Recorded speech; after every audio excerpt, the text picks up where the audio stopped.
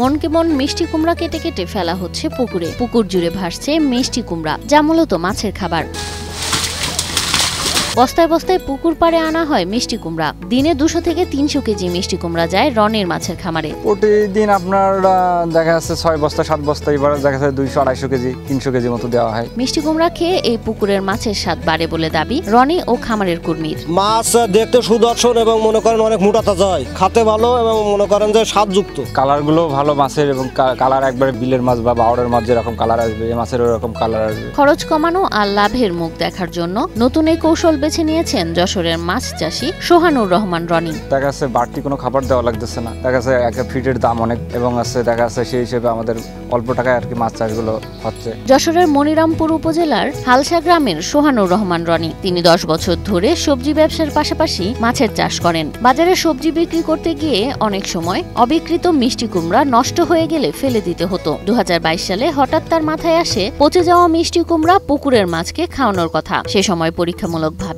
নিজের মাছের ঘেরে মিষ্টি কুমড়াগুলো ছড়িয়ে দেন। এরপর আর পেছন ফিরে তাকাতে হয়নি রনির। মিষ্টি কুমড়াগুলো আছে আমরা ঠাকুরগুলো কিনে রাখি, এবং দেখা যাচ্ছে এগুলো দীর্ঘদিন 1 মাস থাকার পরে নষ্ট হয়ে যায় কিছু মিষ্টি কুমড়া। এখন আমাদের মিষ্টি কুমড়াগুলো নষ্ট হয়ে যাওয়ার কারণে আমরা দেখা যাচ্ছে এগুলো কই রাখবো কি দেখি, একটা চিন্তা ভাবনা আসে মাথায় যে কি করা যায় এগুলো। তারপরে আমরা এগুলো একটা চিন্তা ভাবনা করে দেখি যে আমাদের মাছ চাষ আছে, এখন মাছের দিয়ে দেখি যে এগুলো মিষ্টি কুমড়া খায় কিনা। প্রচলিত মাছের খামারের পাশাপাশি প্রতিদিন ফেলে দেওয়া মিষ্টি কুমড়া পিস পিস করে কেটে ছড়িয়ে দেন মাছের ঘেরে। প্রতিদিন দেখা যাচ্ছে 5টা থেকে 6 বস্তা দেওয়া হয়, আর এখন পানির মাত্রা বেশি বলে দেখা যাচ্ছে অনেকগুলো দিয়ে রেখেছি। এই কদু খাওয়ানোর সব থেকে বড় সুবিধা হলো বর্তমান বাজারে খাবারের যে দাম, সেই অনুযায়ী খাবার মনে করেন কিনে এনে খাওয়ানো খুব মানে ব্যয়বহুল হয়ে যাচ্ছে। সেই জন্য আমার বাজার থেকে কদু কিনে এনে কদু খাওয়াচ্ছি। কেজি প্রতি মাত্র 3 টাকা খরচ করে এই খাবারের যোগান দিতে পারেন রনি। এগুলো তো আমরা ফেলে দিতাম, এটা বাড়তি খরচ আমার গাড়ি ভাড়া 2 টাকা করে, গাড়ি ভাড়া 1 টাকা আমার লিভারে দেওয়া লাগে, 3 টাকা করে দেখা যাচ্ছে পার কেজিতে খরচ হয় আমার। এই পদ্ধতিতে তার মাছ চাষ করতে খরচ হয় মাত্র 15,000 টাকা।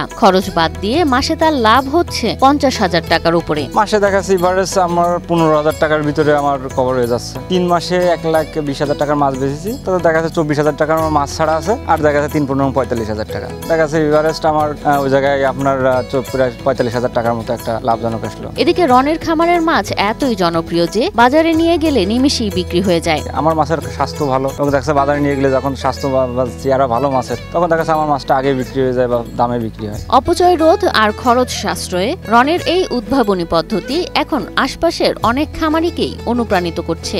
আগে দেখি নাই কোনোদিন, এইবারেই দেখলাম যে রনি ভাইয়ের মানে মাছের চাষটা অনেক ভালো। আশা আছে ভবিষ্যতে এমন কোনো কিছু করব। শুধুমাত্র কুমড়া খাওয়ালে মাছের স্বাভাবিক বৃদ্ধিতে ঘাটতি দেখা দিতে পারে, তাই মাছের প্রয়োজন অনুযায়ী প্রোটিন সমৃদ্ধ খাবারের সঙ্গে সঠিক অনুপাতে মিষ্টি কুমড়া মিশিয়ে ব্যবহার করতে হবে বলে জানান মৎস্য কর্মকর্তা সরকার মোহাম্মদ রফিকুল আলম। স্বাস্থ্যকর অল টাইম হানিকম, সব সময় অল টাইম হেলদি লাইফ। মাছের বা যে কোনো এনিমেলের বৃদ্ধির জন্য একটা প্রোটিনের নির্দিষ্ট পরিমাণ প্রোটিন অত্যাবশ্যক, এর কোনো বিকল্প নাই। এনিমেল প্রোটিন দিয়ে প্লান্ট প্রোটিন দিয়ে হয়, কিন্তু সেটা গ্রোথ খুব স্লো।